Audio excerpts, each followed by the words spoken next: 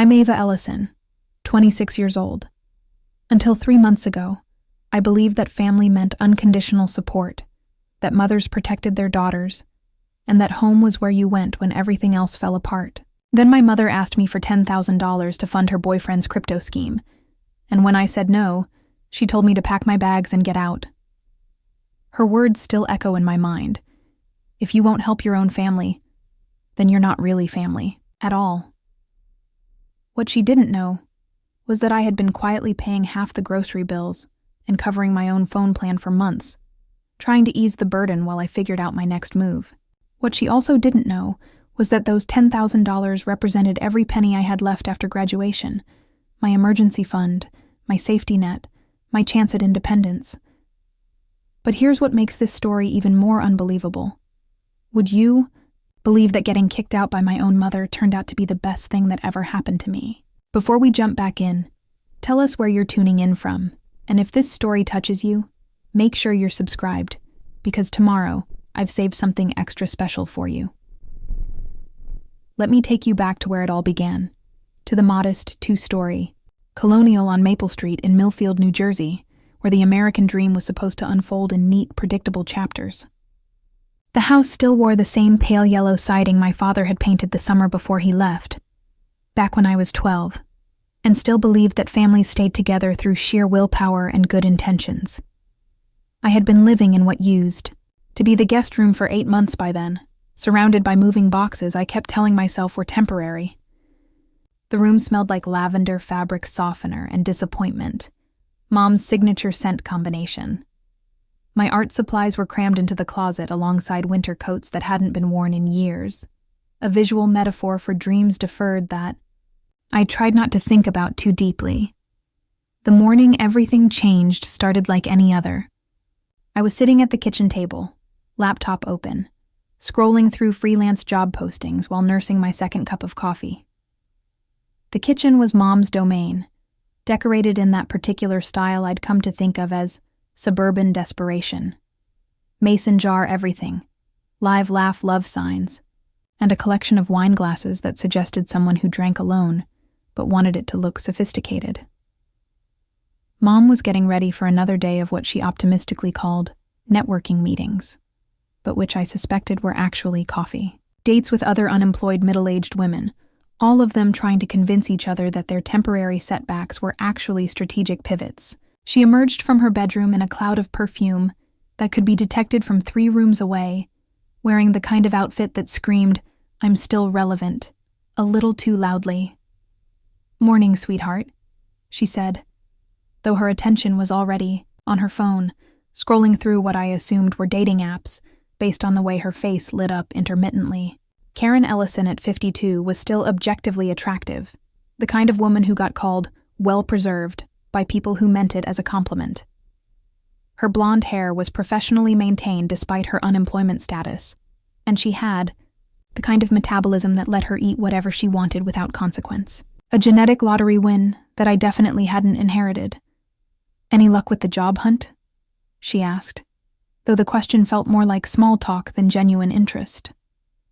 Mom had never quite understood what I did for work, referring to my illustration, projects as computer art, and my freelance writing as that internet stuff.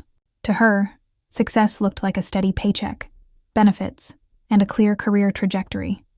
All things that had become increasingly elusive in my generation's gig economy reality. "Working on it," I replied, which was my standard response. What I didn't tell her was that I'd been up until 2 a.m. working on a logo design for a local bakery, a project that would pay me exactly $200 if I was lucky, and that I'd already been lowballed twice this week by potential clients who thought exposure was a valid form of currency.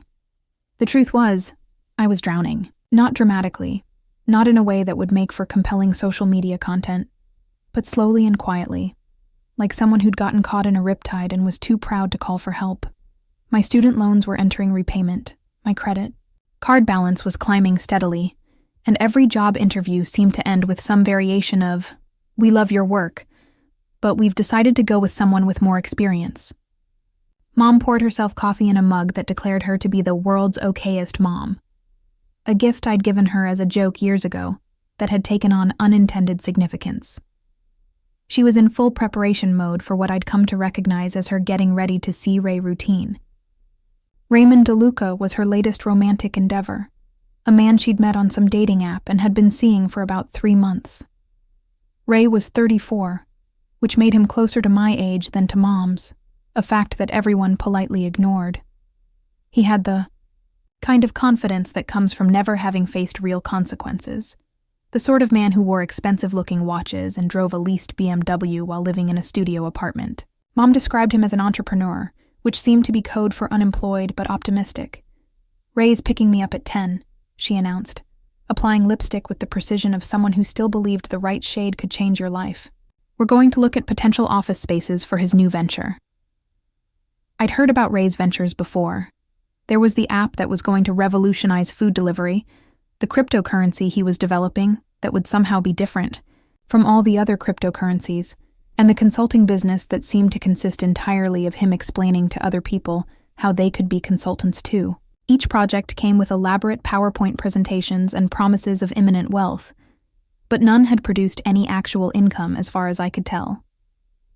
"That's nice," I said, focusing on my laptop screen where a particularly insulting job posting was asking for someone with a master's degree and 5 years of experience to work for $15 an hour. The gig economy had turned everyone into their own personal brand, which sounded empowering until you realized it also meant you were responsible for your own marketing, accounting, customer service, and emotional labor, often while competing with people willing to work for less than minimum wage. The house around us bore witness to our shared financial struggles in ways we both pretended not to notice. The living room furniture was the same set Mom had bought when she and Dad were still married, now showing its age in faded fabric and sagging cushions. The kitchen appliances were from the early 2000s, functional but outdated, and there was a persistent drip in the upstairs bathroom that we'd both learned to ignore because calling a plumber felt like an unnecessary luxury. But Mom maintained certain illusions with fierce determination. Her nails were always professionally done, her hair appointment was sacred, and she somehow always managed to have the latest iPhone despite claiming money was tight. It was as if she believed that as long as she looked successful, the actual success would follow eventually. My own relationship with money had become complicated in ways I was still trying to understand. Growing up, we'd never been wealthy, but we'd been comfortable enough. Dad had worked in middle management at an insurance company, Mom had sold cosmetics part-time, and money had been something that existed in the background of life, rather than dominating every decision. After the divorce, things got tighter, but Mom had maintained the same lifestyle through a combination of alimony, part-time work, and what I now suspected was strategic use of credit cards. My college years had been funded through a mixture of scholarships, loans, and my own part-time jobs, and I'd graduated with the kind of debt that would follow me for decades. The irony wasn't lost on me that I'd gone to school to study something I loved, art and design, only to find myself competing in a marketplace that seemed to value creativity about as much as it valued oxygen, necessary, but not worth paying for. The portfolio in my closet told the story of dreams that had seemed so attainable just a few years earlier. It contained illustrations from my senior show, sketches for the graphic novel I'd been planning since sophomore year, and business. Cards from professors who'd promised to connect me with industry contacts who never quite materialized. Looking at that portfolio was like looking at artifacts from an archaeological dig of my own optimism. Elena Wu, my best friend since college, had been trying to convince me to leave New Jersey and move to New York, where she worked as a data analyst for a marketing firm. Elena had her life figured out in ways that made me simultaneously proud of her and envious. She had a steady salary, her own apartment in Queens, and the kind of confidence that came from never having to move back in with her parents. "You're wasting your talent in suburbia," she'd tell me during our weekly phone calls. "There's actual work in the city, real opportunities." But Elena didn't understand that moving to New York required money I didn't have, and that failure in the city felt more final than failure in suburban New Jersey, where at least I had a place to retreat to when things got tough. Mom was still bustling around the kitchen, gathering her purse and keys and performing the morning ritual of someone, trying to convince herself that today would be different, that today would be the day her life finally clicked into place. She'd been doing this dance for months now, ever since she'd lost her job at the cosmetics counter at Macy's, another casualty of changing shopping habits and corporate restructuring. "You should get out more," she said, which was her way of suggesting that my problems would be solved if I just tried harder, networked better, smiled more convincingly. "Maybe Ray knows someone who's hiring. He's got connections all over." The suggestion hung in the air like perfume, artificial and cloying. Ray's connection seemed to exist primarily in his imagination, part of the elaborate fiction he'd constructed around his professional life.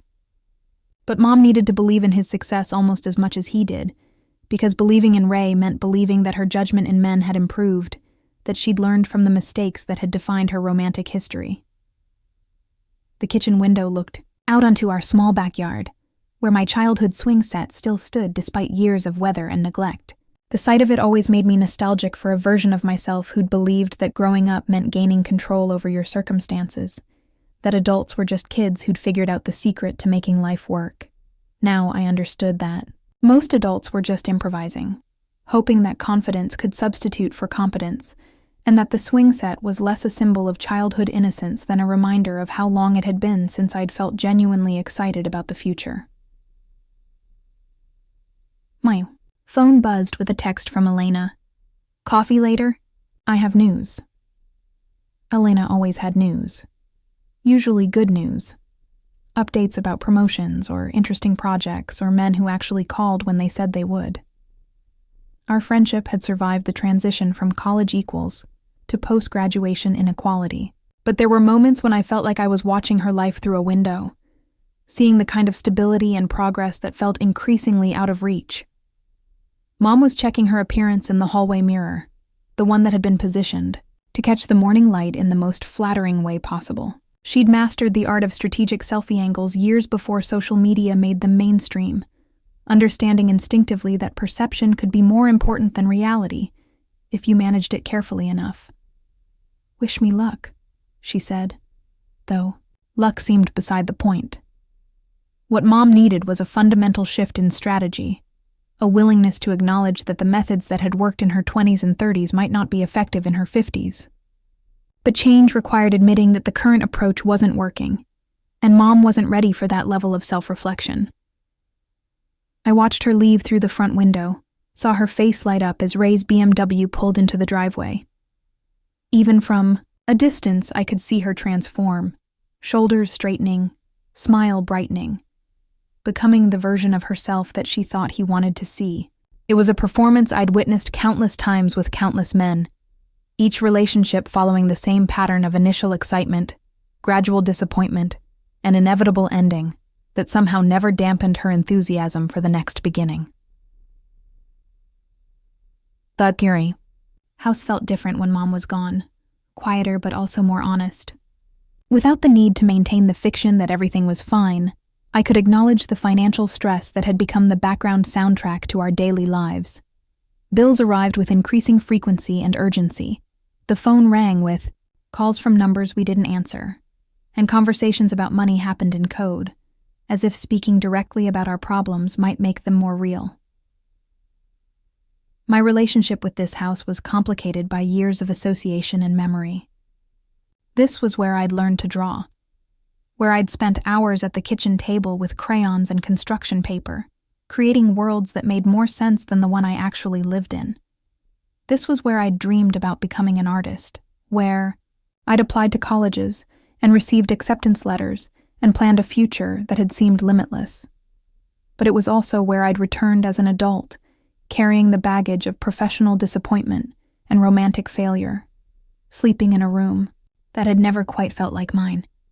The walls were painted a generic beige that was supposed to be calming, but mostly felt like giving up, and the furniture was a collection of pieces that had been deemed too good to throw away, but not good enough for the main living areas. Morning stretched ahead of me with the particular weight of unstructured time. I had 3 pending freelance projects, none of them particularly exciting or well-paying, and a growing list of job applications that would probably result in the same polite rejections I'd been collecting for months. The gap between my education and my employment prospects felt like evidence of some fundamental misunderstanding about how the world worked, as if I'd been given directions to a destination that had moved while I wasn't looking. But there was also something quietly hopeful about the morning routine, the ritual of coffee and laptop and the daily decision to keep trying, despite evidence that trying might not be enough. Each job application was an act of faith.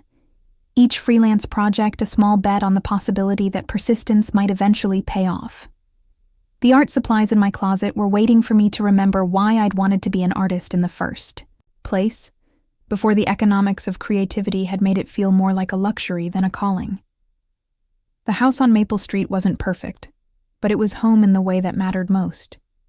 It was where I was allowed to fail without consequences, where I could take the time I needed to figure out what came next.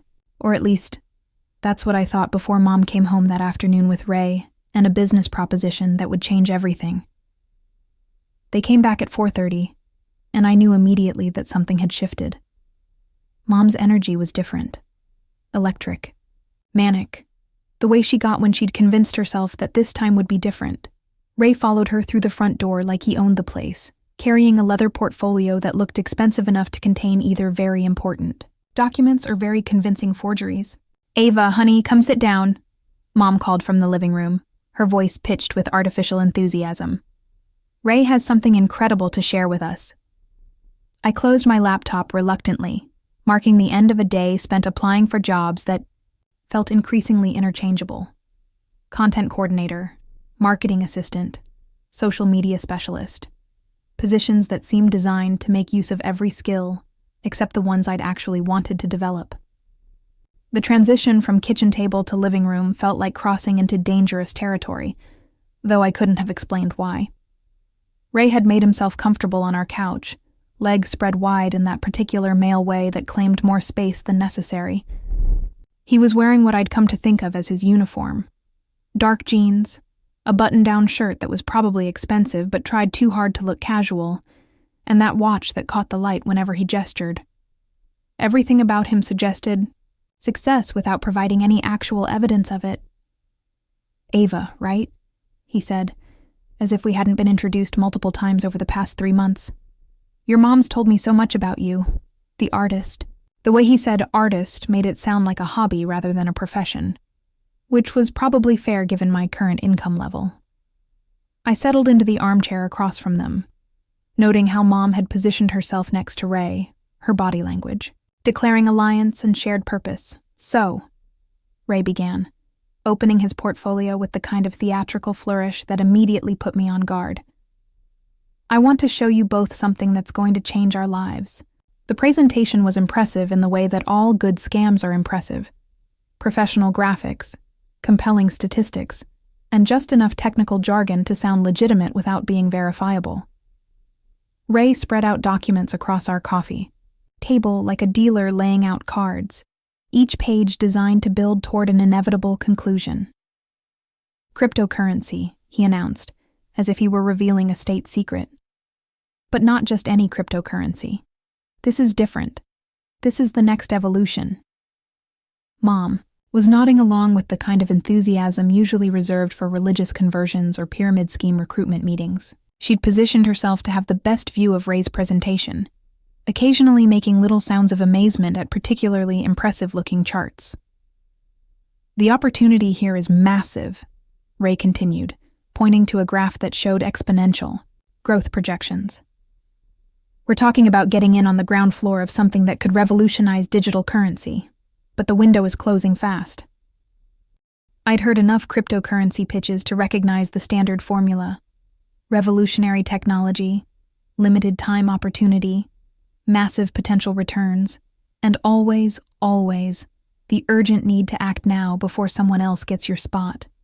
Ray's presentation hit every familiar note, dressed up in professional graphics and delivered with the kind of confidence that could make even obvious nonsense sound plausible. "How much are we talking about?" I asked, though I already suspected I wouldn't like the answer. Ray and Mom exchanged a look that told me this conversation had been rehearsed, that they'd already discussed my role in their plan. The realization made my stomach tighten with premature dread. "The minimum investment is $10,000, Ray said, his tone suggesting this was a reasonable amount that anyone could easily afford. "But Karen and I have been talking, and we think this could be perfect for you, Ava. Young people understand crypto better than our generation. This could be your ticket to financial independence." The words hung in the air like smoke, creating a haze that made it hard to see clearly. Financial independence. As if my current lack of independence was a choice I'd made rather than a circumstance I'd been forced into by economic realities beyond my control. $10,000, I repeated, wanting to make sure I'd heard correctly. "It's an investment," Mom said quickly, her voice carrying that particular tone of forced brightness she used when she was about to ask for something she knew I wouldn't want to give. "Not a gift, an investment in your future." The careful semantics weren't lost on me. Investment suggested mutual benefit, shared risk, the possibility of returns. It was a more palatable word than loan, which implied one-sided vulnerability and potential loss.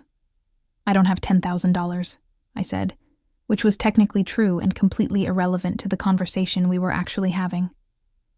Ray smiled the kind of smile that suggested he knew secrets I didn't. "But you do have savings, right? Emergency fund? Most people our age have some money set aside." The fact that he knew about my emergency fund meant Mom had been discussing my finances with him, sharing details about my bank account that felt like a violation of privacy I hadn't known I should protect against. The emergency fund was exactly that. Emergency money. The financial buffer that stood between me and complete disaster. "That money isn't for investments," I said carefully. "It's for emergencies." "But this is an emergency," Mom interjected, leaning forward with the kind of intensity that meant we were approaching the real conversation. "An emergency opportunity. These chances don't come along very often, Ava. We could secure our future. All of our futures." The plural pronoun usage was strategic, creating the illusion that we were all in this together, that my money would somehow benefit me as much as it would benefit them. But I could see the desperation in Mom's eyes, the way she needed this to work not just financially, but emotionally, as proof that her judgment about Ray was sound. "I need to think about it," I said, which was my default response to any request that made me uncomfortable. Ray's expression shifted almost imperceptibly, the salesman's smile becoming something slightly harder. "The thing is, time is really a factor here. The opportunity closes this week. After that, the price point changes completely. Artificial scarcity, another classic sales technique. Create urgency, eliminate the luxury of careful consideration, force a decision before rational analysis could interfere with emotional impulse. If you're not ready to make this kind of investment," Ray continued, his tone suggesting that my hesitation revealed some character flaw, "maybe you're not ready to take control of your financial future." The criticism stung because it contained just enough truth to be effective. I wasn't in control of my financial future.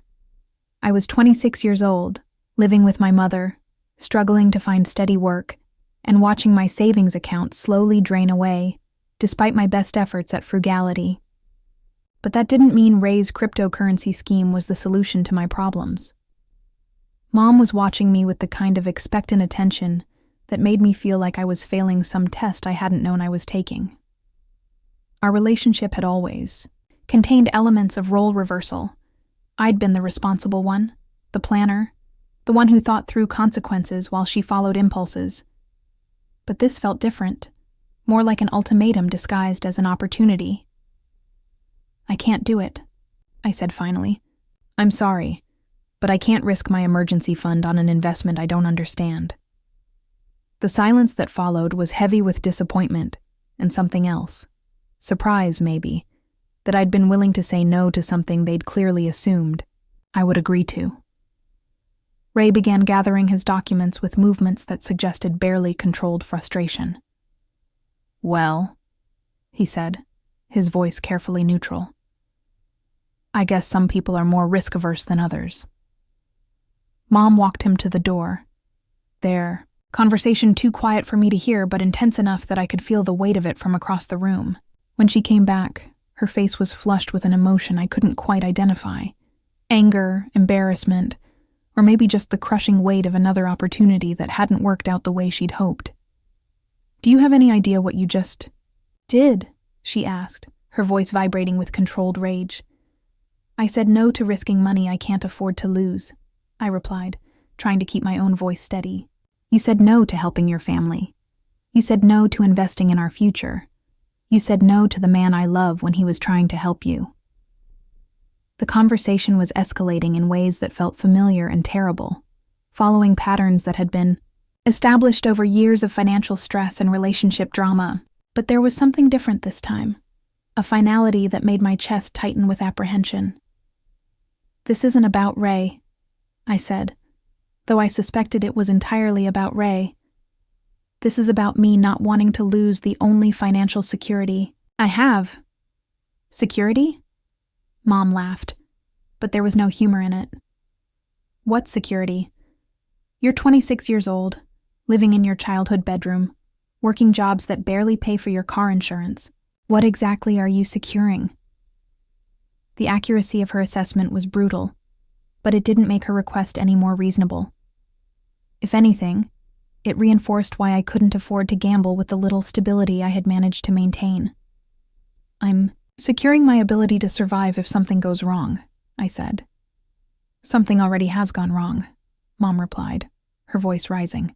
"Your life has gone wrong, Ava. You're stuck, and you're so afraid of taking any risks that you're going to stay stuck forever." The argument continued for another hour, circling around the same points with increasing desperation on both sides. Mom needed me to say yes, not just to the money, but to the validation that would come with my approval of her choice in men and her judgment about the investment. I needed her to understand that saying no wasn't about lack of trust or family loyalty, but about basic financial survival.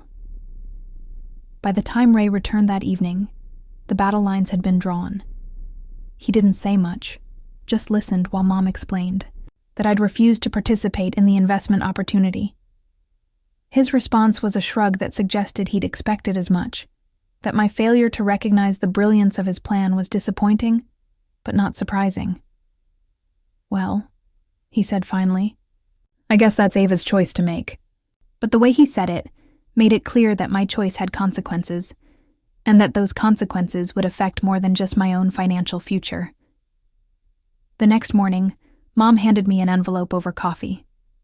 Inside was a handwritten note that read, "30 days notice.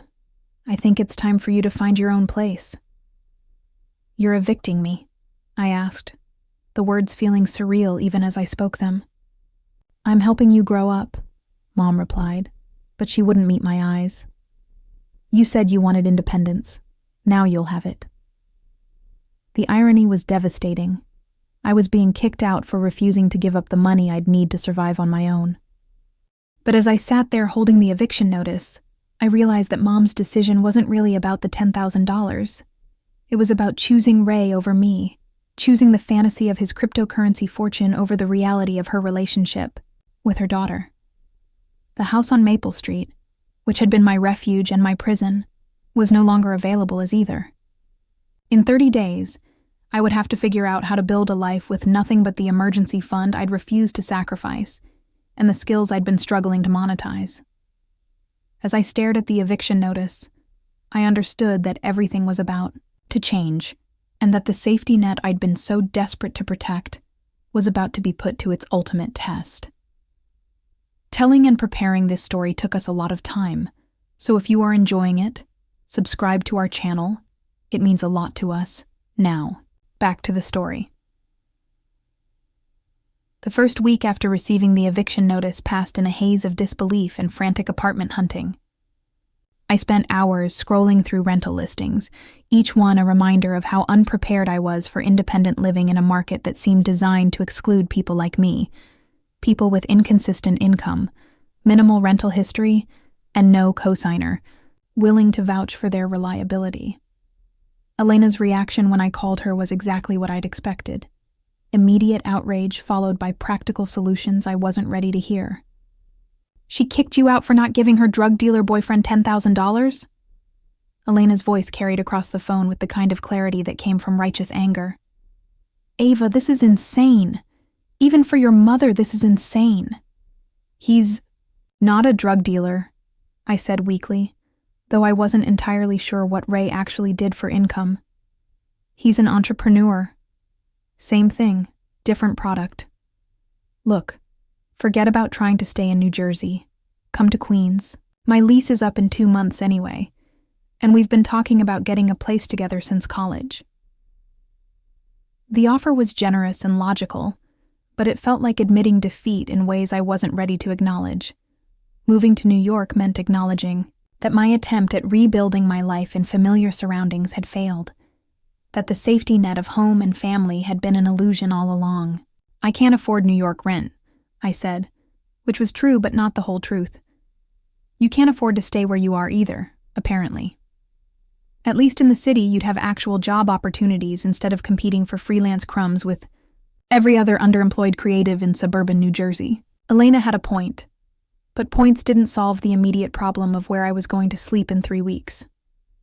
I'd already looked at 6 apartments, each one either too expensive, too depressing, or requiring first month, last month security, deposit, and broker's fee. Financial requirements that would have consumed my entire emergency fund before I'd even moved in. The apartment viewings had been educational in their own terrible way. There was the studio in Trenton where the landlord had shown me around while apologizing for the smell, which he claimed was temporary, but which seemed to have settled into the walls with permanent intention.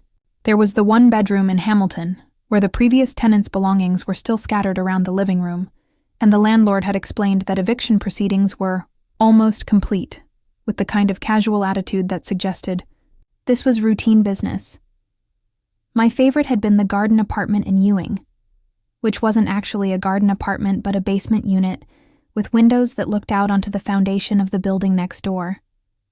The landlord, a man in his 60s who'd clearly never heard of appropriate professional boundaries, had spent the entire viewing explaining how he preferred to rent to young ladies because they were cleaner and quieter than other tenants, a statement that had sent me backing toward the exit before he'd finished his pitch.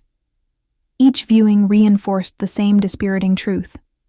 The rental market was designed for people with steady employment, excellent credit, and enough savings to cover multiple months of expenses up front. I had none of these things, and my emergency fund, which had seemed substantial when it was sitting safely in my savings account, looked increasingly inadequate when measured against the realities of independent living. Mom and I had maintained a careful detente during that first week, sharing the house like polite strangers who happened to have overlapping schedules. She'd stopped asking about my apartment search, and I'd stopped expecting her to reconsider the eviction. Ray's presence in the house had increased noticeably, as if he were marking territory or demonstrating his influence over household decisions. I caught fragments of their conversations, discussions about investment timelines, meetings with potential partners, and something about office space that required a security deposit. The cryptocurrency venture seemed to be progressing despite my refusal to participate, though I noticed that Mom had started working extra shifts at a retail job she'd picked up, and her spending habits had become even more carefully managed than usual. "How's the apartment hunt going?" she asked one morning, her tone suggesting casual interest rather than maternal concern. "It's going," I replied, which was technically true if you counted increasing desperation as a form of progress. "You know, if you changed your mind about the investment, this whole situation could work out differently," she said, stirring sugar into her coffee with movements that seemed more aggressive than necessary. The suggestion hung between us like smoke, creating visibility problems I didn't know how to navigate. Mom was offering me a way back into her good graces, but the price was the entirety of my financial security and my implicit endorsement of her relationship with Ray. "I can't do that," I said, though part of me was starting to wonder if my principles were a luxury I couldn't afford. "Then I guess you'll figure something else out," Mom replied, but her voice carried a note of uncertainty that hadn't been there the week before. That afternoon, I called Uncle Marcus for the first time in 3 years. Marcus was Mom's younger brother, estranged from the family after some financial disagreement that had happened around the time of my parents' divorce. I'd always liked him. He was the kind of adult who remembered what it felt like to be young and uncertain. But family loyalty had meant maintaining Mom's version of events, which painted Marcus as irresponsible and unreliable. Ava, his voice, carried surprise and pleasure in equal measure. "Jesus, kid, how long has it been?" "Too long," I said, suddenly remembering why I'd always enjoyed talking to him. Marcus had a way of making conversation feel natural, like picking up a book you'd set down mid-chapter. "Let me guess," he said after I'd explained my situation.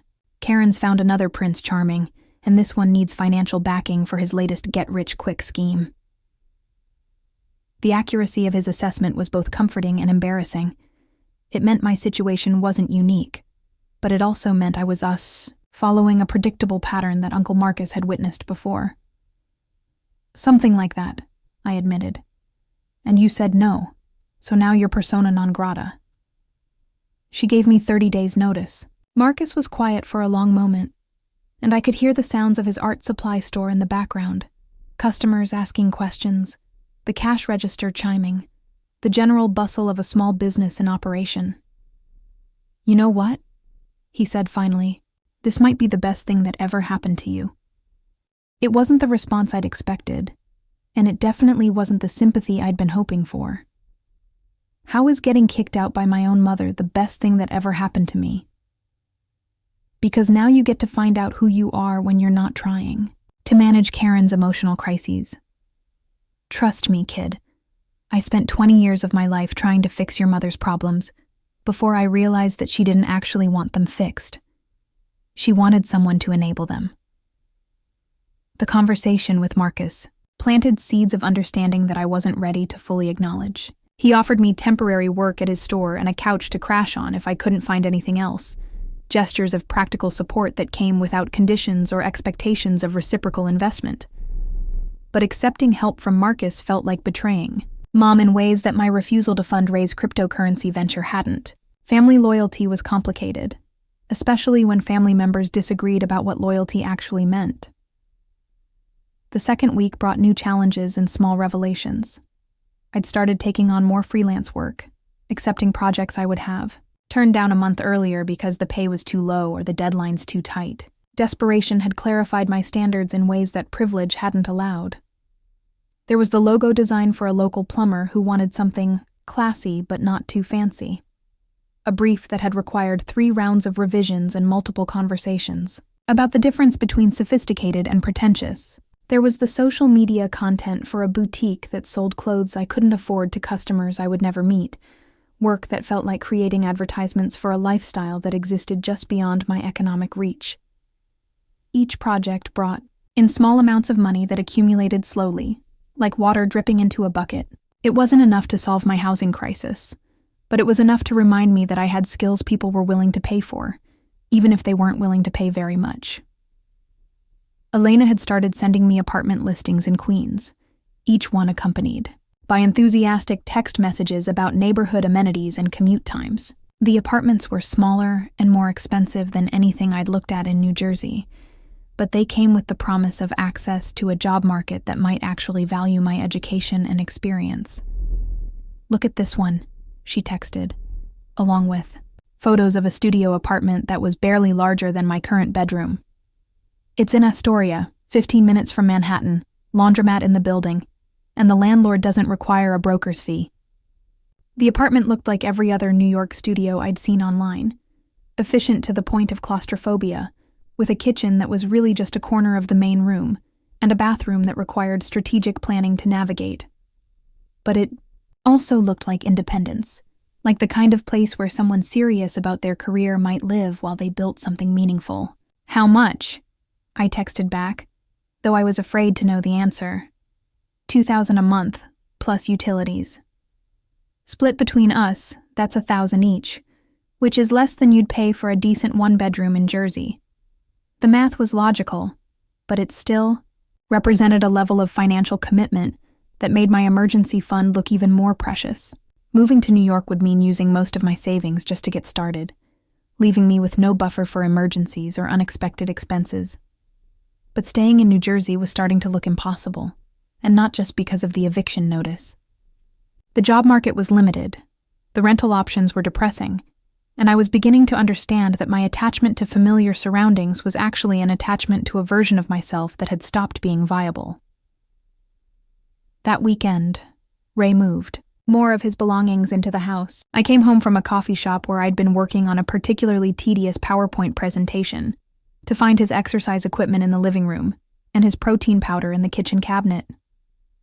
The changes were small, but symbolic, markers of a territory shift that had been inevitable since the moment I'd refused to fund his business venture.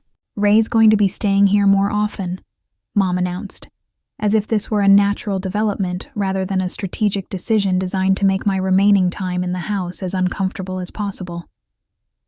"It's your house," I said, though we both knew that the house belonged to the bank and would for many years to come. "It's our house," she corrected, using the plural pronoun that included Ray, but excluded me. The distinction was clear, and it crystallized something I'd been trying not to understand. This wasn't about money or business investments, or even about Ray specifically. This was about Mom choosing a romantic relationship over her relationship with her daughter, prioritizing the fantasy of partnership with a man who might or might not be trustworthy over the reality of family connection that had sustained us both through years of financial and emotional difficulty. Sunday evening, I called Elena back. "Want to look at that apartment in Astoria?" I said. "Really? What changed your mind?" I looked around the living room where I'd grown up, noting Ray's gym bag in the corner and the way Mom had rearranged the furniture to accommodate his presence. The house felt like it belonged to someone else now, like I was a guest who'd overstayed her welcome. "I think it's time to find out what I can do when I'm not trying to fix everyone else's problems," I said, repeating Uncle Marcus's words because they felt more true each time I heard them. Elena's excitement was immediate and infectious. "This is going to be amazing, Ava. I know it's scary, but this is exactly what you need. A fresh start, real opportunities, and distance from all the drama that's been holding you back." After I hung up, I sat in my childhood bedroom and began the process of deciding what I could afford to take with me and what I would have to leave behind. The art portfolio in my closet seemed to watch me from its corner, a collection of dreams that had been deferred but not abandoned. Maybe it was time to find out what those dreams could become when they weren't competing with family obligation and financial fear for my attention. The eviction notice was still taped to my mirror, a reminder that I had less than 2 weeks to finalize my plans. But for the first time since receiving it, the deadline felt less like a threat and more like a liberation. I was about to find out what Ava Ellison could accomplish when she was only responsible for herself. And despite the fear and uncertainty, that possibility felt like the beginning of something important. The studio apartment in Astoria was even smaller in person than it had appeared in the photos. But it had something the listings couldn't capture: possibility. Elena and I stood in the empty space on a Thursday afternoon in March, our voices echoing off bare walls as we tried to envision how 2 adult women could coexist in 400 square feet without killing each other. "The bathroom's bigger than I expected," Elena said, opening and closing the door to demonstrate that it could, in fact, be opened and closed without hitting anything important. "The kitchen's smaller than I expected," I replied, noting that the refrigerator, stove, and sink were arranged in what could generously be called a triangle, but was really more like a very small line. The landlord, Mrs. Chen, watched our inspection with the patient expression of someone who'd shown this apartment to dozens of potential tenants. She was a tiny woman in her 70s, who spoke with the kind of authority that came from decades of property management and very little tolerance for nonsense. "You take it or not?" she asked, cutting through our deliberative process with admirable efficiency. Elena and I exchanged glances that contained entire conversations about risk assessment, financial reality, and the leap of faith required to transform your life. Apartment represented everything that scared me about moving to New York. The expense, the commitment, the possibility of failure in an unforgiving city. But it also represented everything I'd been missing while hiding in suburban New Jersey. "We'll take it," I heard myself say, surprising myself with the decisiveness. Mrs. Chen nodded, as if she'd never doubted the outcome. First month, last month, security deposit, cash or certified check, move in next week. The financial transaction that followed felt like signing my name to a contract written in a language I didn't fully understand. Elena covered the deposit and first month's rent from her savings, a gesture of faith that left me simultaneously grateful and terrified of disappointing her. I would pay her back from my emergency fund, which would leave me with exactly $3,847 to cover moving expenses, furniture, and whatever crisis might emerge during my transition to independent living. "This is really happening," Elena said as we walked back to the subway station, keys to our new apartment weighing heavy in her pocket. "This is really happening," I agreed, though I felt like I was watching someone else's life unfold, rather than actively participating in my own decisions. The last week in Maple Street passed with the surreal quality of a fever dream. Mom and I maintained our careful politeness, but the house itself seemed to reject my continued presence. Ray's belongings had multiplied throughout the common areas, his workout videos stacked next to the television, his protein shakes occupying prime refrigerator real estate, his cologne permeating the bathroom air long after he'd left for whatever networking meeting or business opportunity had captured his attention that day. "You know," Mom said one evening as I packed my childhood books into a cardboard box, "it's not too late to reconsider the investment. Ray says the opportunity is still available if you change your mind." The offer came with a tone that suggested reconciliation, that my participation in Ray's cryptocurrency venture could restore our relationship to its previous equilibrium. But I was beginning to understand that the previous equilibrium had been built on my willingness to absorb Mom's emotional and financial instability without complaint, and that returning to that dynamic would mean abandoning the progress I'd made toward understanding my own worth. "I can't do it, Mom," I said, taping the box shut with movements that felt final. "It's not about Ray or the investment. It's about me needing to make my own choices, even when they're scary." She watched me work for a few minutes, her expression cycling through emotions I couldn't quite identify. There was sadness there, but also something that looked like relief, as if my departure would simplify her life in ways she wasn't ready to admit out loud. "I hope you know what you're doing," she said finally. "I don't," I replied. "But I think that might be the point." Moving. Day arrived with the kind of rain that made every task more difficult and symbolic than it needed to be. Elena had borrowed a friend's van, and we spent the morning loading my possessions, 3 boxes of books, 2 suitcases of clothes, my art supplies, and a desk lamp that had survived since college, into a vehicle that seemed absurdly large for the modest collection of items that represented my adult life. Mom wasn't there when I left. She'd gone out early, claiming errands that couldn't be postponed, but her absence felt intentional rather than coincidental. We'd said our goodbyes the night before in a conversation that was both too formal and too emotional, a performance of closure that satisfied neither of us, but acknowledged the necessity of ending this chapter of our relationship. Ray had been more direct in his farewell. "Good luck out there," he'd said, with the kind of smile that suggested he didn't expect my luck to be particularly good.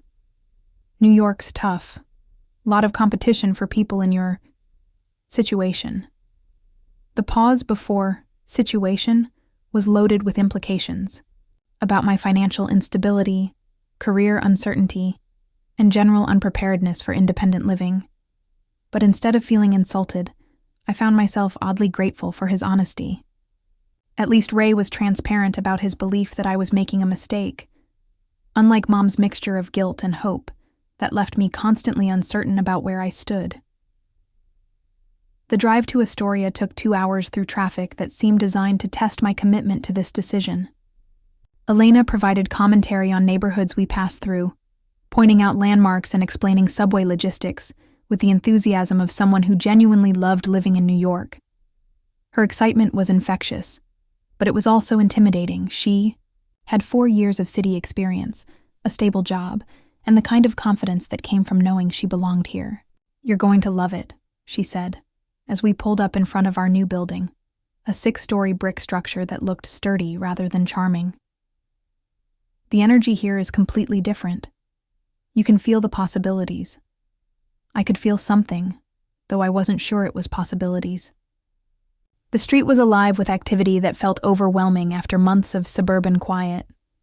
People walking with purpose, cars honking with frequency that suggested impatience rather than emergency, construction noise that created a soundtrack of constant change and renovation. Our building was sandwiched between a laundromat and a bodega, both of which Elena proclaimed as evidence of the neighborhood's livability. "Everything you need within walking distance," she said, though I wasn't sure walking distance meant the same thing to someone who'd been navigating city blocks for years as it did to someone whose recent experience had been limited to strip mall parking lots. The move-in process took 3 hours and required more physical strength than I'd anticipated. By the time we'd carried everything up 4 flights of stairs, the elevator was temporarily out of service, according to a handwritten sign that looked permanently installed. I was sweating despite the March chill and questioning every decision that had led to this moment. But there was something transformative about arranging my possessions in a space that belonged to me, even if it was shared and temporary. The art supplies that had been crammed into my childhood closet looked purposeful when spread across our tiny dining table. The clothes that had felt like the wardrobe of someone stuck in transition became the closet of someone starting fresh when hung in our shared bedroom. Elena had already lived in the city long enough to understand the alchemy of small space optimization. She showed me how to use vertical storage, how to create the illusion of privacy in a studio apartment, how to think of constraints as design challenges rather than limitations. Her experience became a roadmap I could follow, proof that adaptation was possible even when it felt impossible. "The first month is the hardest," she told me as we assembled a bookshelf that would serve as both storage and room divider. "Everything feels overwhelming, like the city is too big and too fast and you'll never figure out how to belong here. But then one day you realize you're walking to the subway without thinking about it, and you have opinions about which bodega has the best coffee, and you can't imagine living anywhere else." Her confidence was reassuring, but it also highlighted how much I had to learn. Elena navigated the city with the fluency of someone who'd made peace with its rhythms, while I felt like I was constantly translating between the suburban logic I understood and the urban reality I was trying to master. The first week was a crash course in metropolitan survival skills. I learned that grocery shopping required different strategies when you had to carry everything home by hand, that laundry was a communal activity requiring patience and quarters, and that the background noise of city life was constant but eventually became comforting rather than overwhelming. I also learned that freelance work took on different dimensions when you were paying New York rent. Projects that had seemed reasonably compensated in New Jersey felt inadequate when measured against the cost of living in Astoria. The $200 logo design that had felt like a small victory now represented 2 days of food and transportation, a calculation that made every work decision feel weighted with survival implications. But there were unexpected benefits to the transition. The energy Elena had promised was real, a sense that everyone around me was working toward something, building careers or relationships or artistic projects with an intensity that was both inspiring and exhausting. The city demanded engagement in ways that suburban life didn't, requiring constant decisions about where to go, how to get there, what to prioritize when time and money were both limited resources.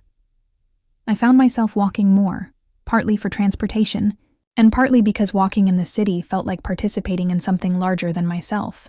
The streets were full of people my age who looked like they knew what they were doing, even if they probably felt as uncertain as I did. There was comfort in being surrounded by other young adults who were figuring out how to transform their education into careers, their ambitions into reality. The freelance work started flowing more consistently once I could list a New York address on my applications. Proximity to Manhattan seemed to carry weight with potential clients, as if living in the city was evidence of seriousness about creative work. I started getting projects that paid better and offered more creative freedom, branding work for startups, illustration projects for online publications, design consulting for small businesses that understood the value of professional visual communication. But the increased income came with increased pressure. Every project felt more important because failure meant risking my ability to pay rent, and success meant proving that I belonged in a market that was notoriously competitive and unforgiving. The stakes had been raised in ways that made both achievement and disappointment feel more significant. Elena was patient with my adjustment period, but she was also honest about her expectations.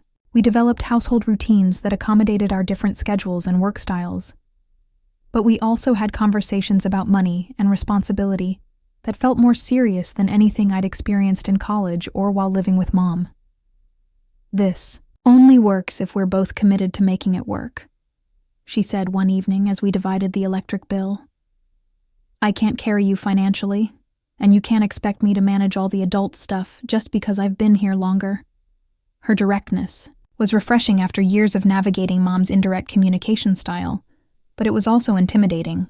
Elena expected me to be an equal partner in our shared life, someone who contributed fairly and took responsibility for my own choices and their consequences.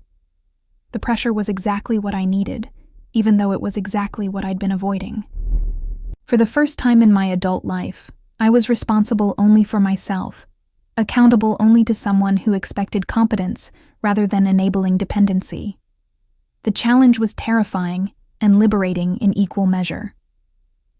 3 weeks into our New York experiment, I got an email that would change everything. It was from Tammy Caldwell, the director of a community center in Queens, who'd seen my illustration work online and wanted to discuss a potential teaching opportunity. The position involved leading art workshops for teenagers, something I'd never considered but which sounded more interesting than anything I'd been offered in months. "It's part-time," Tammy explained during our phone conversation. "But it's steady work with the possibility of expansion if the program goes well. The pay isn't amazing, but it comes with benefits and a sense that you're actually making a difference." The opportunity felt like a sign that my decision to move to New York had been correct, that taking risks sometimes led to rewards that wouldn't have been available if I'd stayed safely stuck in familiar circumstances. But it also felt like a test of whether I could handle responsibility for other people's development when I was still figuring out my own. I scheduled the interview for the following Tuesday, spending the weekend preparing portfolio materials and researching youth development strategies. For the first time since leaving New Jersey, I felt like I was moving toward something specific, rather than just away from something problematic. Elena celebrated the interview opportunity with takeout from our favorite Thai restaurant, a gesture that felt like acknowledging that our partnership was working, that we were both contributing to each other's success in ways that felt sustainable and supportive. "This is exactly what you needed," she said, as we shared pad thai in our tiny kitchen. "Real work that uses your talents and gives you structure. Plus, working with teenagers will teach you about boundaries in ways that dealing with your mother never could."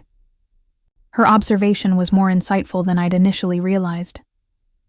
Teaching would require me to be authoritative without being controlling, supportive without being enabling, honest without being cruel.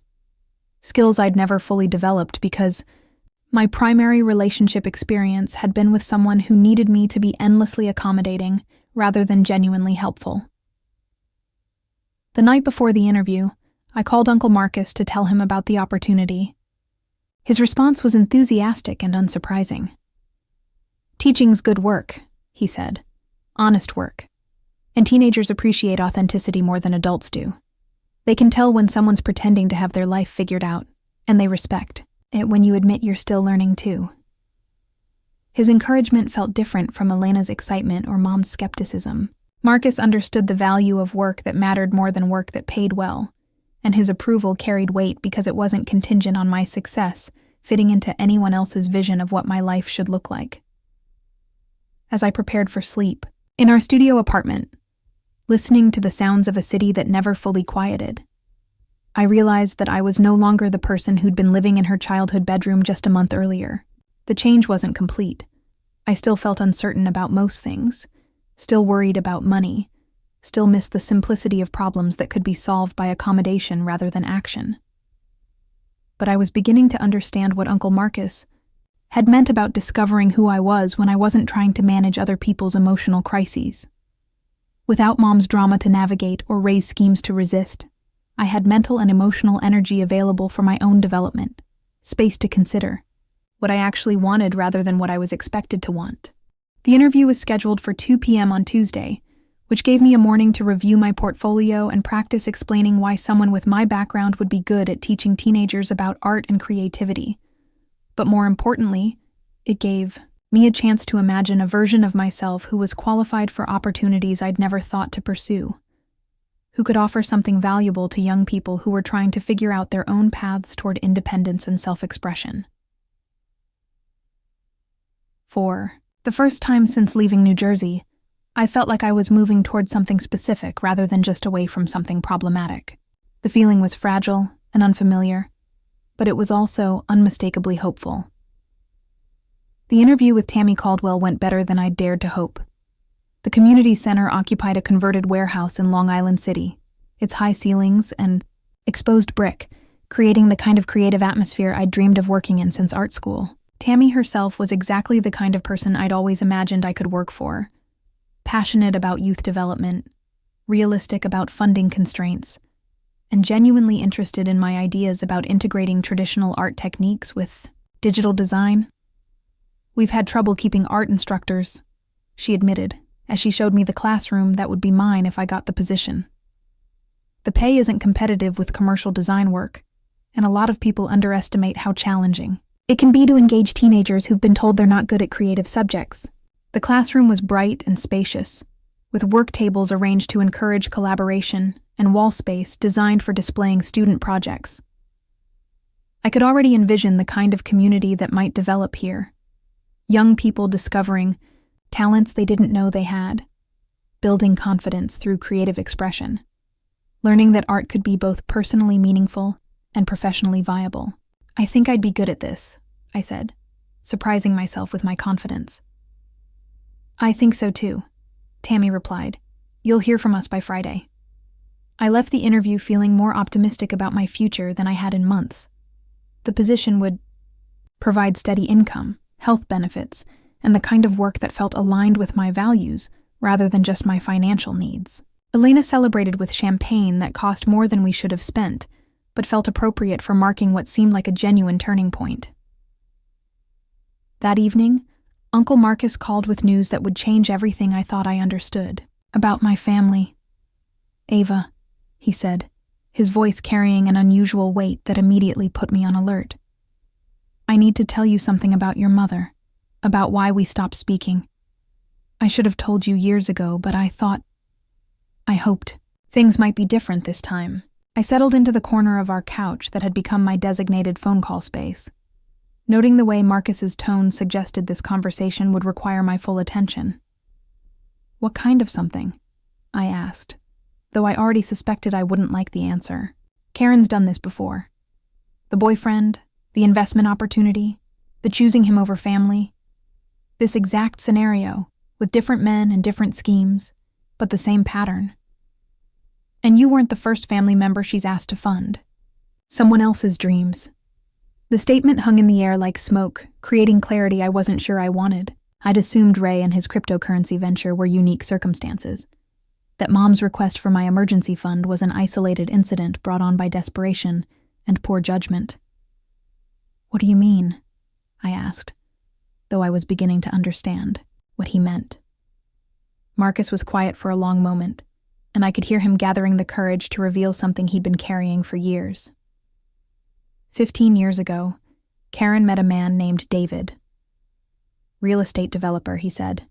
Had big plans for a resort development project, needed investors to get started. Karen was convinced he was going to make her rich, that this was her ticket to the kind of life she'd always wanted. The story felt familiar before he'd even finished telling it. Like watching a movie I'd seen before, but with different actors. She asked me to invest $25,000 in David's project. Money I'd saved to expand my art supply store, my entire business development fund. When I said no, she accused me of not supporting family, of being jealous of her happiness, of sabotaging her chance at success. My chest tightened with recognition. The words were almost identical to what Mom had said about my refusal to fund Ray's business venture.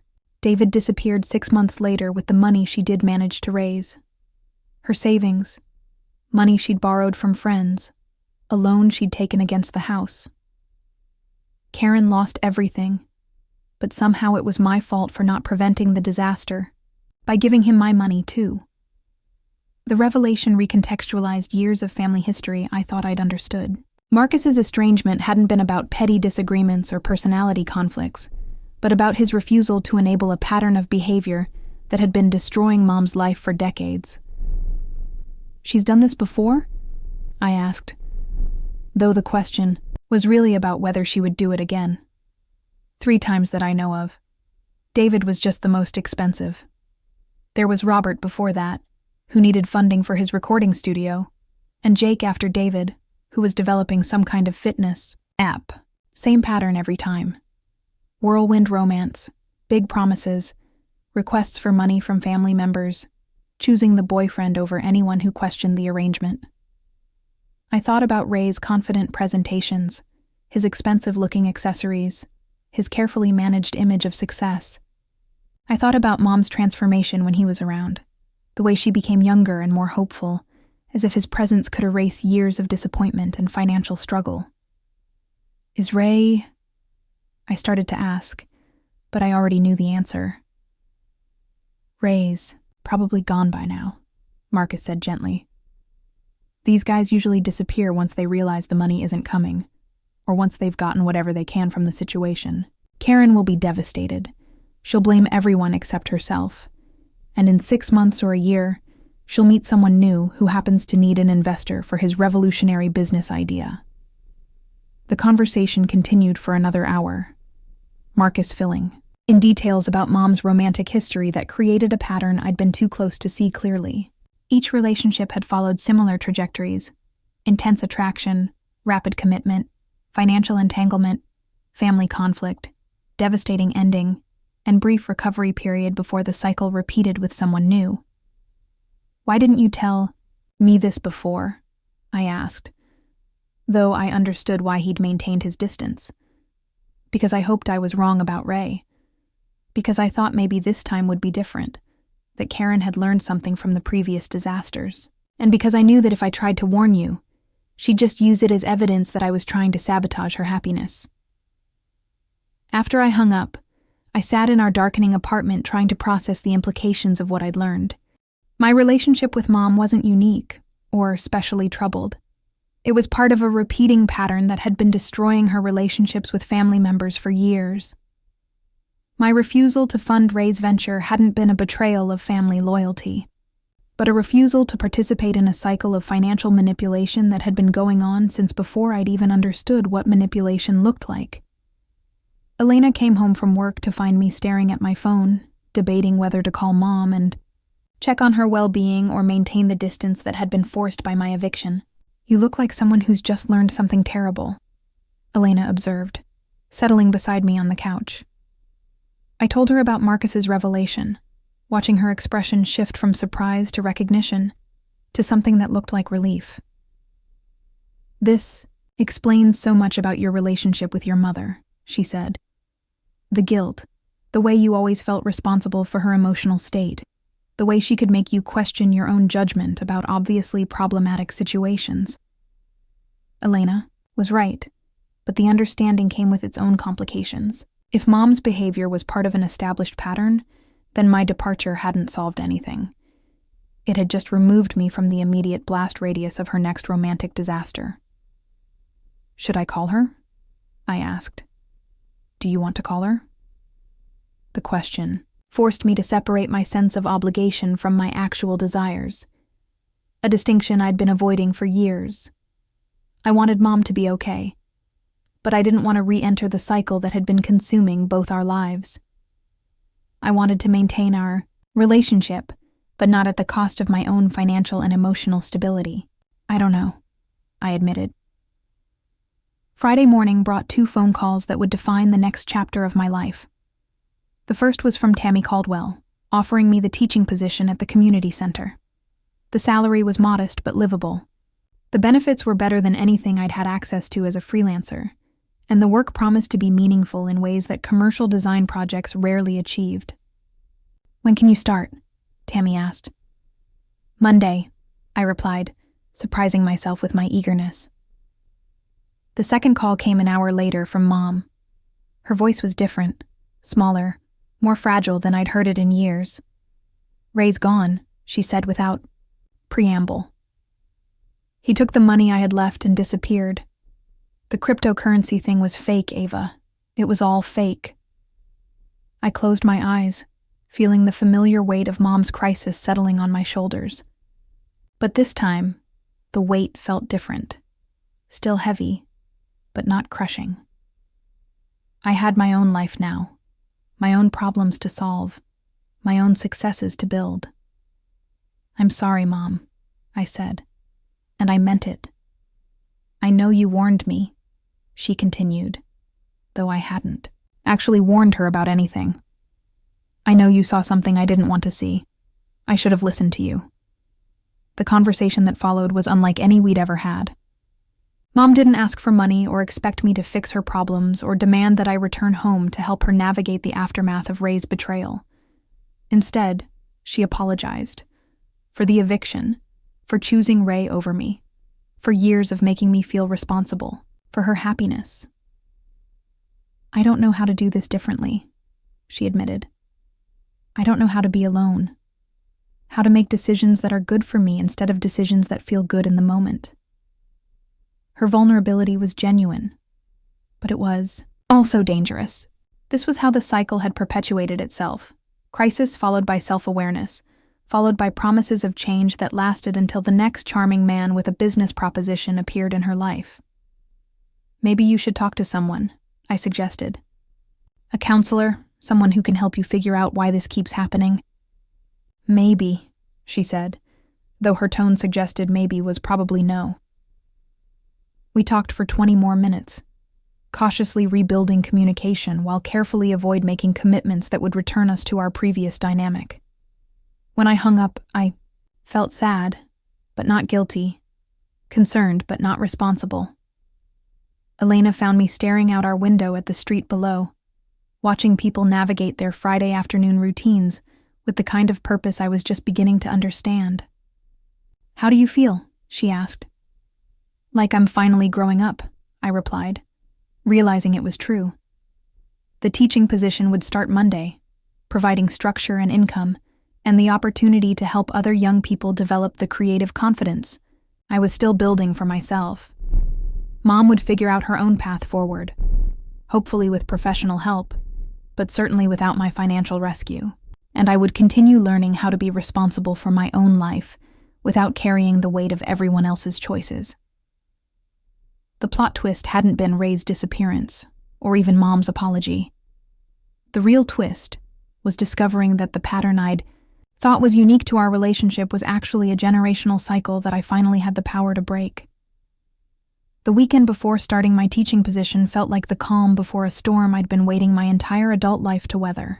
I spent Saturday preparing lesson plans for teenagers I'd never met, researching art therapy techniques, and trying to envision myself as someone qualified to guide other people's creative development.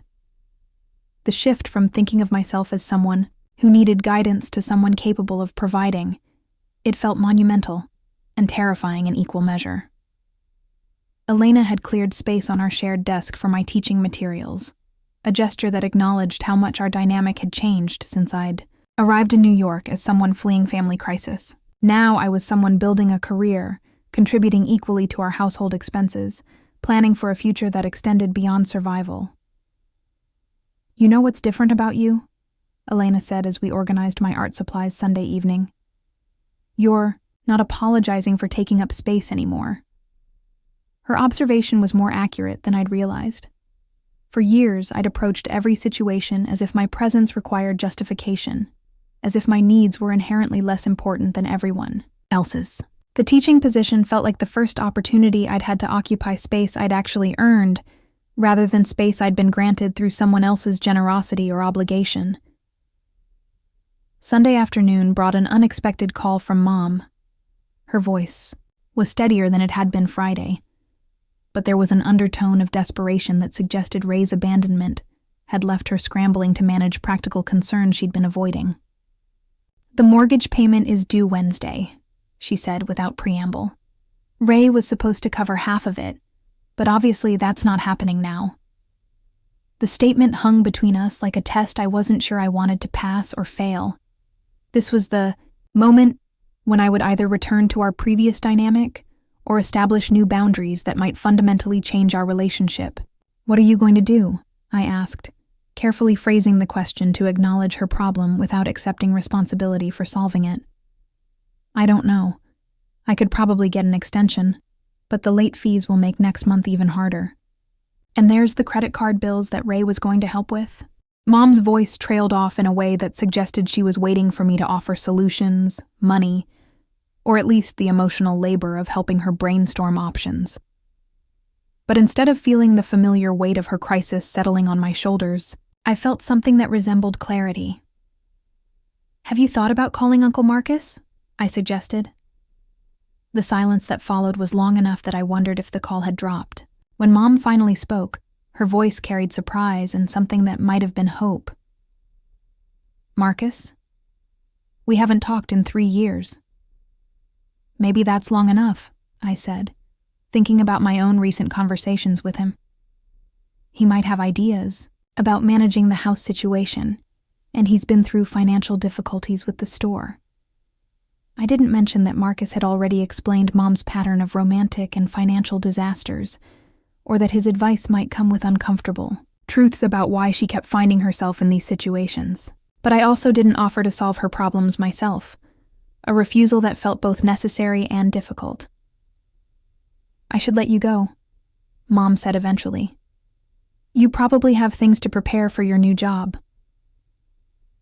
The acknowledgement of my professional life felt significant, evidence that she was beginning to see me as someone with priorities that extended beyond her immediate needs. We ended the conversation without resolving her financial crisis, but also without reestablishing the expectation that her crises would become my emergencies. Monday morning arrived with the kind of clarity that comes after a night of nervous anticipation. I dressed carefully for my first day of teaching, choosing clothes that looked professional without being intimidating, approachable without being casual. The subway ride to Long Island City felt different from my previous commutes to freelance meetings. This time I was traveling toward something I'd earned, rather than something I was hoping to convince someone to give me. The community center was already bustling with activity when I arrived at 8 a.m. Tammy met me in the lobby with coffee and a folder containing everything I needed to know about the teenagers I'd be working with for the next 3 months. 15 students, ages 14 to 17, she explained, as we walked toward my classroom. Mixed skill levels, mixed interest levels, and definitely mixed attitudes about adults trying to teach them things. But they're all here voluntarily, which means they want to learn something, even if they're not sure what yet. The classroom looked different, filled with morning light and the promise of actual use. I'd arranged the work tables in a U-shape that would encourage discussion while giving everyone clear sightlines to the demonstration area. My art supplies were organized with the kind of precision that suggested either professional competence or nervous overcorrection.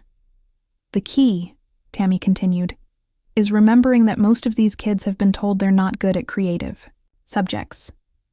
Your job isn't to turn them into professional artists, but to help them discover that creativity is a skill they already have and can develop."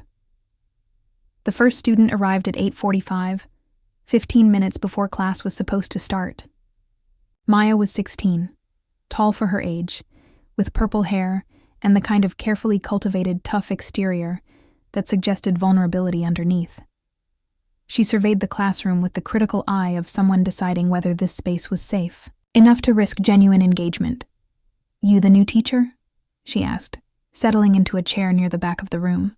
"I'm Ava," I replied, noting that she'd chosen a seat that provided easy exit access if the situation became uncomfortable. "And you're Maya, according to my list."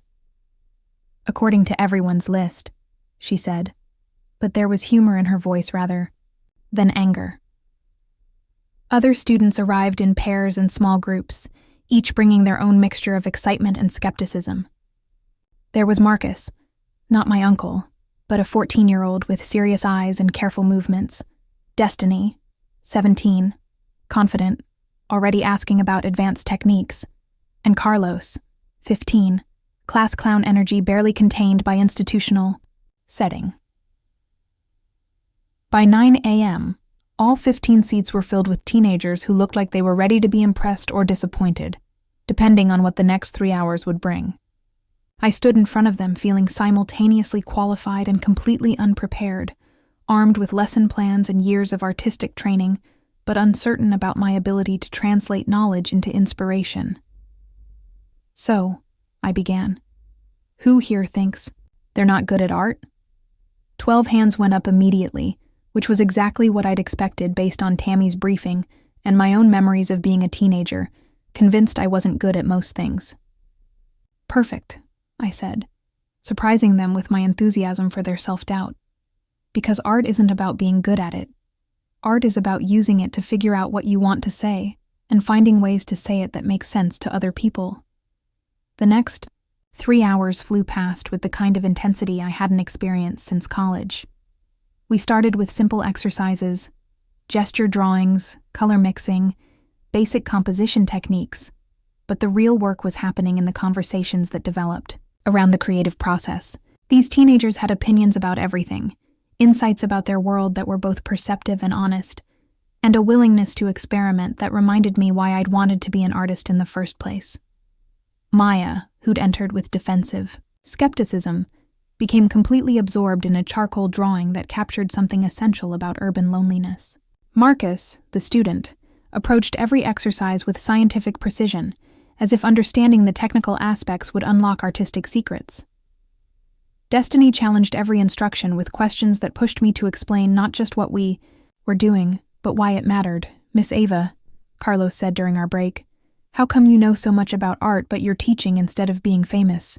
The question was more perceptive than he probably realized, touching on insecurities I'd been carrying since graduation about the gap between artistic training and professional success. But standing in that classroom, surrounded by young people, discovering their own creative capabilities, I realized that teaching wasn't a consolation prize for failing to achieve commercial success. It was work that used my skills in ways that actually mattered. Because this is better than being famous, I replied, and meant it. The class ended with students signing up for individual consultations during lunch period, asking about supplies they could purchase with limited budgets, and making plans to continue projects at home. Their enthusiasm was infectious and humbling, reminding me that creativity was a renewable resource that became more valuable when it was shared rather than hoarded. Tammy found me after the students had left, noting the energy in the room and the obvious engagement that had developed during our first session. How did it feel? She asked. Like coming home, I replied, surprising myself with the accuracy of the statement. That afternoon, I called Uncle Marcus to tell him about my first day of teaching and to ask his advice about Mom's mortgage situation. His response was characteristically direct and practical. Karen's going to have to learn to solve her own problems, he said. But that doesn't mean we can't help her figure out how to do that. Why don't you both come to the store Saturday? I'll close early and we can have a real conversation about what comes next. The suggestion felt both necessary and risky. Mom and Marcus hadn't spoken in 3 years, their relationship severed by disagreements about money and responsibility that mirrored my own recent conflicts with her. But Uncle Marcus's invitation suggested the possibility of repair, of moving beyond old patterns toward something more sustainable and honest. When I called Mom to relay Marcus's invitation, her response was immediate and emotional. He wants to see me? After everything that happened with David? He wants to help figure out a way forward that doesn't involve repeating the same mistakes, I said carefully. What if he's still angry with me? What if he's not? The question hung between us like a bridge neither of us was sure we could cross.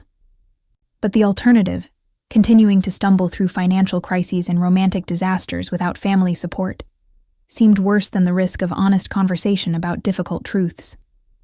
Saturday afternoon, Mom said finally. I'll drive up Saturday afternoon. The week continued with daily teaching sessions that built my confidence and clarified my sense of purpose. Each class brought new challenges and small victories, moments when individual students break through creative blocks or discovered talents they didn't know they possessed. By Friday, I felt like I was beginning to understand what it meant to do work that aligned with my values, rather than just my economic needs. But underneath the professional satisfaction was growing awareness that Saturday's family meeting would be crucial for determining whether Mom and I could rebuild our relationship on healthier terms, or whether the patterns revealed by Ray's betrayal were too entrenched to change. The stakes felt higher than they had when I'd first moved to New York, because now I had something to protect, a life I'd built through my own choices, relationships based on mutual respect rather than obligation, and work that gave me purpose, beyond simple survival. Friday evening, I spent hours preparing for the conversation we'd all been avoiding for years, writing down thoughts about boundaries and expectations, and the difference between helping someone and enabling them. Elena reviewed my notes with the kind of attention she usually reserved for work presentations, understanding that this meeting would determine whether my family relationships could evolve to support the person I was becoming, rather than the person I'd been. Saturday morning, I woke up feeling like someone preparing for the most important performance of her life. One where the audience consisted of the people who'd known me longest, and the stakes included the possibility of genuine family reconciliation or permanent estrangement. But for the first time since leaving New Jersey, I felt ready for whatever the conversation would reveal. Uncle Marcus's art supply store in Brooklyn occupied the ground floor of a brownstone that had seen better decades, its narrow aisles packed with everything from professional-grade paints to children's craft supplies. The organized chaos reflected Marcus himself, functional, unpretentious, and committed to serving artists at every level of experience and budget.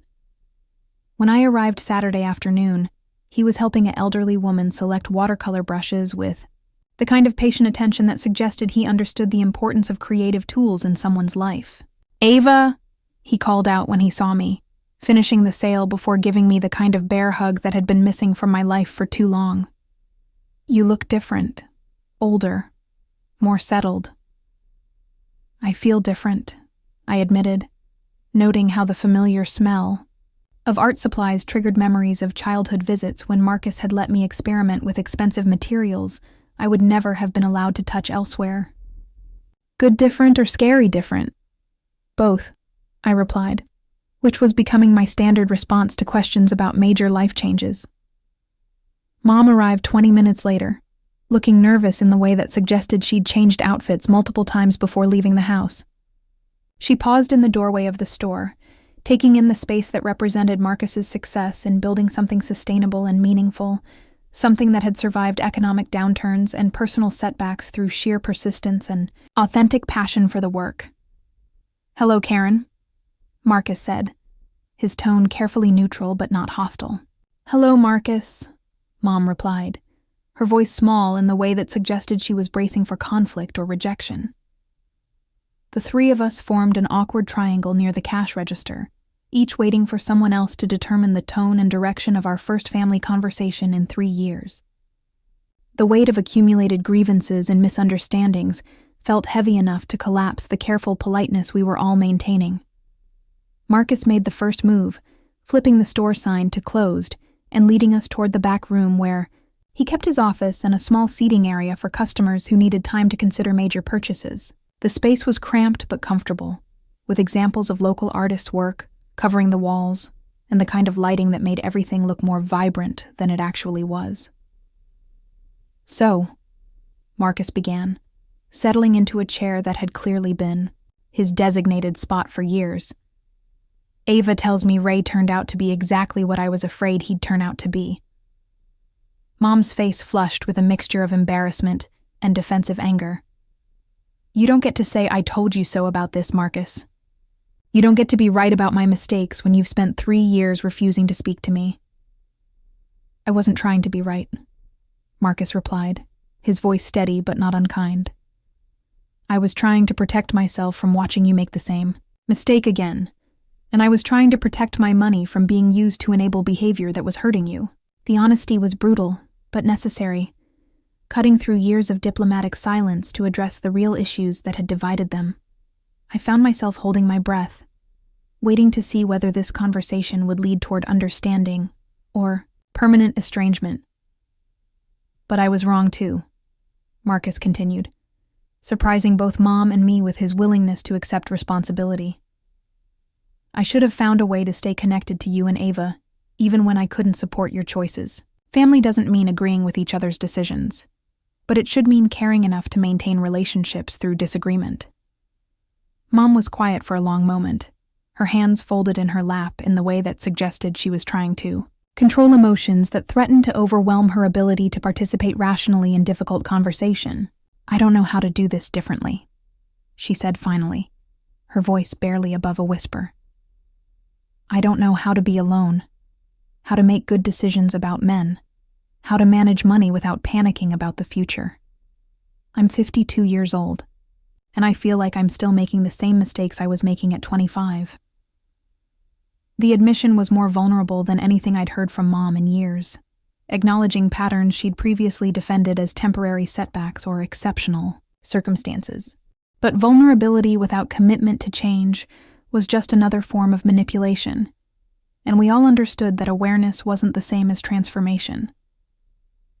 The question, I said, surprising myself by speaking, is whether you want to learn how to do things differently, or whether you want us to help you manage the consequences of continuing to do things the same way. Mom looked at me with an expression that suggested she was seeing me clearly for the first time in years, not as her daughter who could be counted on to absorb her emotional crises, but as an adult with her own life and legitimate expectations about reciprocal relationships. I want to learn, she said, though her voice carried uncertainty about whether change was actually possible at her age and with her established patterns. Marcus leaned forward in his chair, his expression shifting from wariness to something that looked like hope, tempered by realism. Then let's talk about practical steps, he said. Not promises or intentions, but specific actions you can take this week to start managing your situation differently. What followed was the most honest conversation our family had ever had about money, relationships, and the difference between helping someone and enabling them. Marcus outlined a budget plan that would allow Mom to keep the house through strategic refinancing and careful expense management. I agreed to provide emotional support that didn't include financial rescue or crisis management on her behalf. Mom committed to seeking counseling to address the patterns that had been destroying her relationships and financial stability for decades. But here's the thing, Marcus said, pulling out a photograph from his desk drawer that showed the three of us at a family barbecue years earlier, back when our relationships had been simpler and less fraught with accumulated disappointments. We're family. That means we care about each other's well-being, but it also means we get to have expectations about how we treat each other. The photograph triggered memories of summer afternoons, when family gatherings had been celebrations rather than crisis management sessions, when conversation had focused on shared interests and future plans, rather than immediate problems requiring immediate solutions. I miss this, Mom said, touching the edge of the photograph with fingers that trembled slightly. I miss having family relationships that weren't about emergency phone calls and asking for money. We all miss it, I replied. But we can't go back to pretending everything's fine when it's not. We have to figure out how to move forward in a way that's honest about our problems, but doesn't make them everyone else's responsibility. The conversation continued for 2 more hours, covering everything from Mom's mortgage payment strategy to my teaching career to Marcus's plans for expanding the store's community outreach programs. But more importantly, it established ground. Rules for family relationships that acknowledged our mutual care while respecting individual boundaries and responsibilities. Mom agreed to call a mortgage counselor Monday morning, research therapists who specialized in relationship patterns, and stop dating until she'd addressed the underlying issues that kept leading her into financial and emotional disasters. Marcus agreed to provide practical advice and emotional support, while maintaining boundaries around money and crisis management. I agreed to rebuild our relationship gradually, based on evidence of genuine change rather than promises or good intentions. This isn't going to be easy, Marcus warned as we prepared to leave the store. Changing patterns that have been decades in the making requires more than one conversation and good intentions. But it's possible? Mom asked, her voice carrying the kind of hope that suggested she was ready to do the work, rather than just hoping someone else would solve her problems. It's possible, I said, realizing I believed it. But only if we're all committed to being honest about what's working and what isn't, and only if we're willing to prioritize long-term health over short-term comfort. As we stood on the sidewalk outside Marcus's store, preparing to return to our separate lives and the work of implementing the changes we'd committed to, I felt something I hadn't experienced in years. Optimism about family relationships that wasn't dependent on anyone else changing their fundamental personality or approach to life. Mom hugged me goodbye with an intensity that suggested she understood this was a new beginning, rather than a return to previous dynamics. I'm proud of you, she said, for the teaching job, for moving to New York, for refusing to let me make my problems your emergencies. I should have said that months ago. The acknowledgement meant more than I'd expected. Validation that my difficult choices had been correct even when they'd felt cruel. But more importantly, it suggested that Mom was beginning to see me as someone with valuable judgment, rather than someone whose primary role was absorbing her emotional overflow. Marcus walked me to the subway station, our conversation continuing, with the kind of easy familiarity that had been missing during our years of separation. You know what's different about today? He asked, as we descended the stairs toward the platform. What? For the first time in years, we talked about Karen's problems without anyone expecting you to solve them, including Karen herself. His observation was accurate and profound, highlighting a shift in family dynamics that felt more significant than any individual decision or conversation. I was no longer the daughter who could be counted on to sacrifice her own stability for the sake of family peace. But I was also no longer estranged from family members who cared about my well-being. The train ride back to Astoria felt different from any commute I'd made since moving to New York. I was returning to my own life, my shared apartment with Elena, my teaching job, my freelance projects, my growing sense of purpose and competence. But I was also carrying the possibility of family relationships that supported, rather than undermined, my independence. When I walked into our apartment, Elena was cooking dinner and preparing for a work presentation, engaged in the kind of productive weekend routine that had become natural for both of us. How did it go? She asked, noting my expression and body language with the attention of someone who'd witnessed my entire transformation from displaced family crisis manager to independent adult. Better than I expected, I replied. Harder than I hoped, but better than I expected. Good different or scary different? Both, I said, smiling at the repetition of my conversation with Marcus. Definitely both. That evening, I called my student Maya to check on the art project she'd been working on at home, a gesture that felt natural and appropriate rather than intrusive or obligatory. Teaching had given me a way to channel my impulse to help people that felt sustainable and reciprocal. Relationships where my guidance was welcomed rather than expected, and where success was measured by other people's growth rather than my ability to solve their problems. As I prepared for sleep in the apartment I shared with Elena, surrounded by evidence of the life I'd built through my own choices and sustained through my own efforts, I realized that the climax of my story hadn't been Ray's betrayal or Mom's eviction notice, or even today's family reconciliation. The real climax had been the gradual recognition that I could care about other people's well-being without accepting responsibility for their choices, that love could coexist with boundaries, and that family relationships were strongest when they were chosen rather than obligated. The emergency fund that had started this entire crisis was still intact, still sitting in my savings account as protection against future uncertainties. But I no longer thought of it as my only safety net.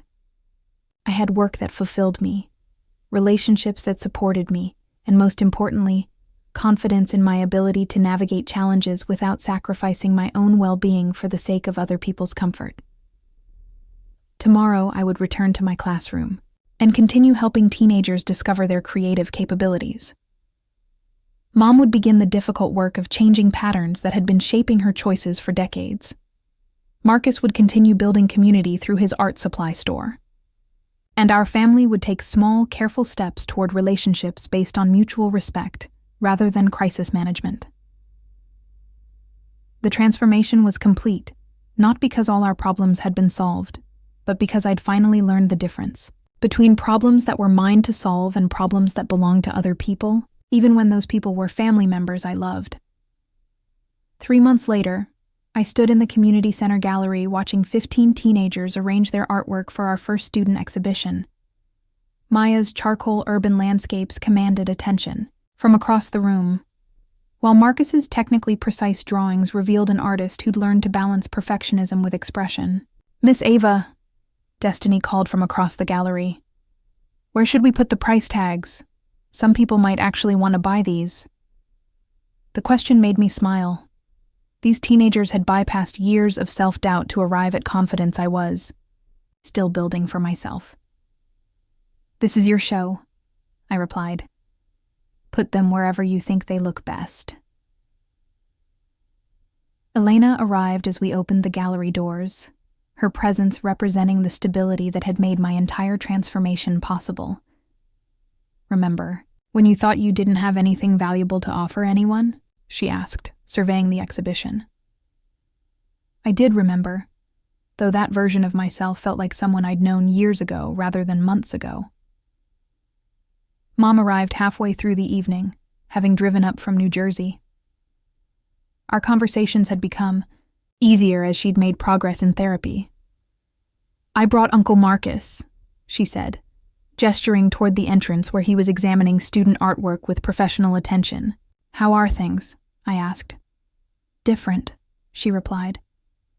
"I'm learning that loneliness is less painful than bad relationships, and that boredom is better than drama." Marcus appeared carrying a small wrapped package. Inside was my childhood art portfolio, now carefully restored and bound in professional materials. "These pieces show where you started," he explained. "Tonight shows how far you've traveled."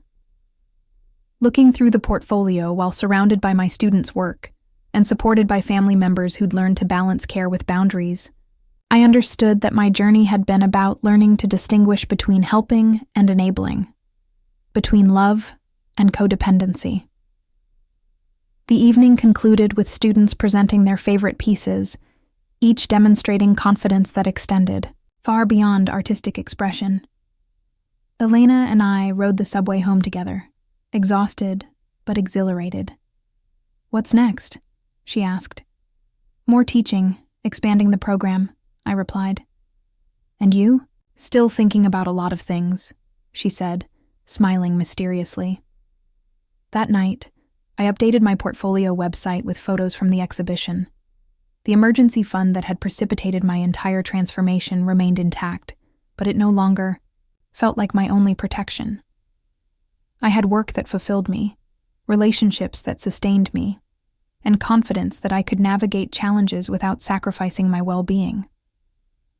6 months after being kicked out for refusing to fundraise cryptocurrency scheme, I was teaching full-time, living independently, and maintaining healthy relationships with family members who'd learned to support rather than exploit each other's vulnerabilities. I'd learned that independence didn't mean isolation, that boundaries could coexist with love, and that saying no to the wrong things created space for saying yes to opportunities that aligned with my values. The transformation was complete, not because all problems had been solved, but because I'd developed the skills and confidence to handle whatever came next, without losing myself in the process. Up next, we have 2 more incredible stories that are waiting for you. Just click the image you want to watch and it will take you there. If you enjoyed this video, make sure to subscribe. It would mean a lot.